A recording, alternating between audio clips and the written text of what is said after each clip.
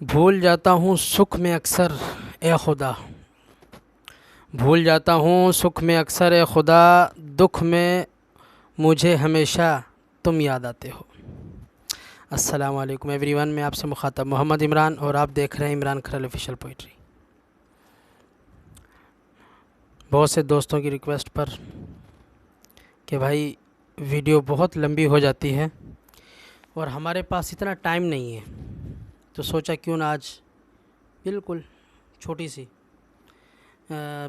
زیادہ سے زیادہ 3 منٹ، چار منٹ کافی ہیں، 4 منٹ کی ویڈیو ہونی چاہیے، تو کوشش کروں گا اپنی بات کو 4 منٹ کے اندر سمیٹ لوں۔ اور سب سے پہلے یہ بتاتا چلوں کہ یہ الفاظ جو ہیں نا، یہ ناچیز کے اپنے مائنڈ سے نکلے ہوئے ہیں۔ جی ہاں، انسان کے اوپر مختلف طرح کے حالات آتے رہتے ہیں، بظاہر ہنستا کھیلتا انسان، لیکن پتہ نہیں ہوتا کہ اس انسان کے اندر کیا توڑ پھوڑ چل رہی ہے۔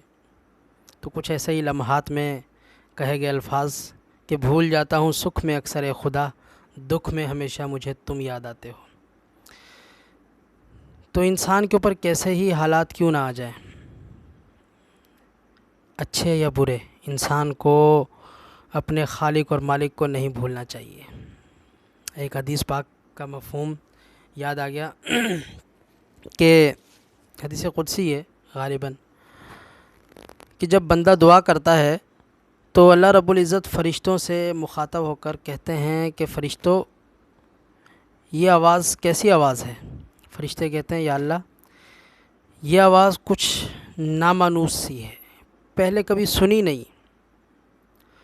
اور جب فرشتوں کا سامنے سے یہ ری ایکشن ہوتا ہے تو اس دعا کے قبول اور نہ قبول ہونے میں اس چیز کا بھی بڑا دخل ہوتا ہے۔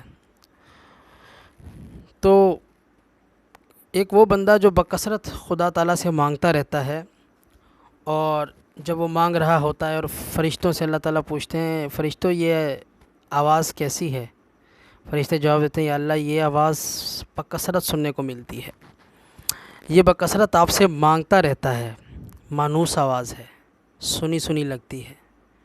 تو پھر اس دعا پر جو ہے قبولیت کا بھی ویسا ہی اثر ہوتا ہے، یعنی کہ قبولیت کے زیادہ قریب ہوتی ہے۔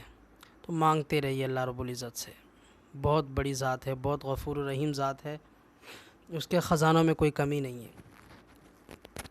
تو سکھ میں یاد کرنا بہت اچھی چیز ہے، بہت اچھی بات ہے۔ انسان پر آنے والے حالات جو ہے وہ ظاہر ہے انسان اپنی حد تک کوشش کرتا ہے کہ ہر طرح کی تکلیف سے بچا رہے، لیکن جس نے پیدا کیا ہے، جب اس نے جو لکھ دیا اسے کون ٹال سکتا ہے۔ لیکن انسان کو کیا کرنا چاہیے؟ انسان کو یہ کرنا چاہیے کہ ہر حال میں اسے یاد رکھے۔